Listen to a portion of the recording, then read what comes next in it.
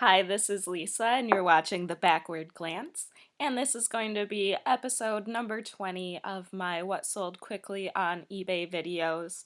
Today is August 19th, 2019. I'm a little bit behind because I always share 10 items, and I haven't really had a chance to make a video, so hopefully the next video will be pretty close on the heels of this one. So if you haven't seen these before, I always share 10 items that sold within the first 30 days of being listed in my eBay store. I'll tell you what I paid for them, how much they sold for, and how long they took to sell. I am primarily a clothing reseller. I do have a little bit of variety in this particular video. I've been picking up a few non-clothing items here and there, so we'll see some of that today. And as a note, my buyers always pay shipping unless I say otherwise. It's very rare for me to offer free shipping on anything. A lot of these items did sell through offers to watchers. Actually, I think 9 out of 10 of them did in this particular video, so I will let you know the actual price that the buyer paid, and it's going to be different from what you see on your screen. So the first item here is this Eileen Fisher. It was kind of like a tunic length vest, and it was a linen blend. I picked this up for $4.20 and I sold it through offers to watchers for $32. This took 5 days to sell, was a little bit of an older Eileen Fisher style, and here you can see that older tag. I think the newer ones are like a black tag with white lettering. But I tend to pick up Eileen Fisher if it's in good condition, even if the style is older, because the pieces are so classic, they don't really seem to go out of style. Next is a pair of vintage clip-on earrings. I picked this up in a lot of other jewelry, but it's the only thing I ended up deciding to list, so I have $1 into these earrings. Sold them through offers to watchers for $10.15, and that took 10 days. Those were real freshwater pearls, and oh, sorry, I said that they were clipped, but they were actually pierced earrings. And not precious metal or anything like that, just thought they were cute. This is a pair of Tommy Bahama silk pants in navy blue. Not the best style here, both pleated and cuffed, which is a little bit of an older style, but some people still like it. I picked these up just because they were 99 cents. I got my full price on these of $22, and they took 29 days to sell. Oh, there's the Tommy Bahama tag inside. Again, a bit of an older style there on that tag, but the Tommy silk stuff tends to do okay for me.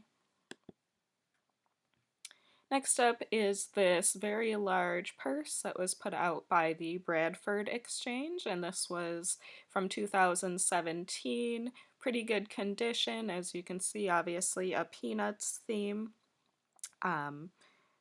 This item I paid up for. I paid $16 for this, and I got my full asking price on this of $78, and that took 5 days. So 2 items with full asking price. I was wrong on that. Let's see if I can find.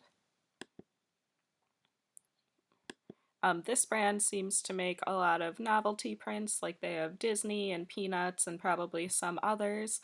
So it's the first time I've picked it up. I don't really know a lot about it. I did look online and find out that this bag originally retailed for $149.99, I believe. So probably a good brand to be on the lookout for.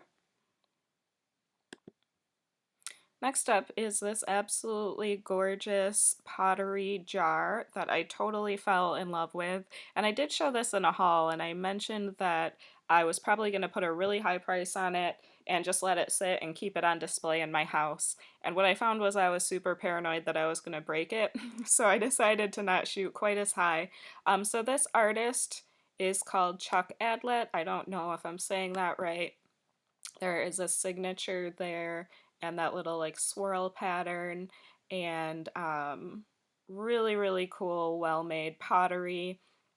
There were only a few pieces of his work available online that I could find, and they were all priced really high. Like one person on Etsy had a plate that was marked at like $700, and I think there was a mug on eBay for 200 or something, and nothing sold in that range. And I did look up some like auction houses and found that mugs were selling for like maybe $80 at live auctions. So I think some of the people trying to sell this work are aiming a little bit high.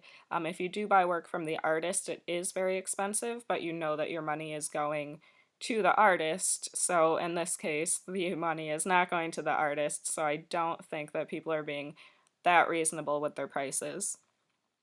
Okay, so let me get back to the topic at hand here, though. I paid $5.25 for this. I sold it through offers to watchers for $125, and it took 3 weeks to sell. And this is just kind of goes to show you I don't know a lot about what pottery sells on eBay or hard goods in general, but I think it is always worth just taking a quick trip down the aisle and seeing if anything catches your eye, because as soon as I saw this, I knew that it was made by somebody who was very skillful, and luckily the name was even clear enough that I was able to look it up. So it's always kind of worth getting out of your comfort zone a little bit, because sometimes you can find these like real home run items. Item number 5 here is this Icon motorcycle jacket. This is like a moto sports brand, and I paid $10 for this. I sold it through offers to watchers for $70, and that took 10 days. This was another item in a haul video. I think I said I was going to list it at about $125. But that I wasn't sure what it would bring. And I did end up finding that this exact jacket was still on sale through the website for only $140 brand new, so I decided to aim a little bit lower, but I'm still super happy with the profit margin on that. And the buyer got a great deal because this jacket was in amazing condition. Guess I didn't get the clearest picture there of the tag, but Icon is the brand, and then ARC was the style on this, and it was like mixed leather and mesh jacket. Next is a pair of men's jeans by Diesel, and these were called the Darren Regular Slim Tapered Leg. Here is the tag on that one, and these jeans I paid $8.40 for. I sold them through offers to watchers for $32, and that took 9 days to sell, and the buyer for these was in Israel. I shipped them through the global shipping program, so that's pretty cool. I don't think I've ever sent anything to Israel before, and hopefully he enjoys them. Here's a brand I don't usually pick up, but I did actually pick this item up for myself, and then I just wasn't super crazy about the fit, so I decided to flip it on eBay instead of trying to return it. So this brand is Lou & Grey. This brand is associated with Ann Taylor Loft, and I wouldn't say that it's a bad brand to sell on eBay, but normally I probably wouldn't pick it up unless it was a really special piece, which this one kind of is, and unless I was getting it for pretty cheap, because like Loft, I would imagine that some of the pieces are going to sit for a while. So I paid $6.30 for this piece, sold it through offers to watchers for $20, and that took 20 days, and I was really happy with that. Just a way to kind of flip an item that I intended for myself. Wouldn't have paid that much if it was an item I intended to sell, but it did work out in my favor in the end. And here is the Lou & Grey tag. I'm starting to see quite a bit of this at thrift stores, and I might try and pick it up now and then if I can get it for cheap enough, so we'll see about that. Item number 8 is a pretty cool item. I actually picked this up at an antique store, and I don't tend to get a lot of things at antique stores that I think I can sell for a good profit, but I saw these and they had been marked down. They were just $2.10 with tax, so I scooped them up, sold them through offers to watchers for $22, and they took 23 days to sell. I aimed pretty high with my price because I've never seen a pair of sock garters that were this nice. I imagine these were extremely expensive for the time. They even had the name of the brand embroidered on them and all of these colors, so I'm just guessing that this was a very high-end item for its time, and this went to Hollywood, California, so it would be kind of cool to see these show up in a movie or something. They actually went to a costume house, so I thought that that was pretty cool. And sock garters are something to keep an eye out for, even if they're plain, especially if they come with their box. So there's a lot of people who just kind of like that like old-timey style, and these are hard to find. So I know when I was selling on Etsy, I flipped a few pairs, but this pair takes the cake. They're just so beautiful. I was kind of sad to see them go, but super glad they're getting a new home, and hopefully someone's going to buy them and use them for something very cool.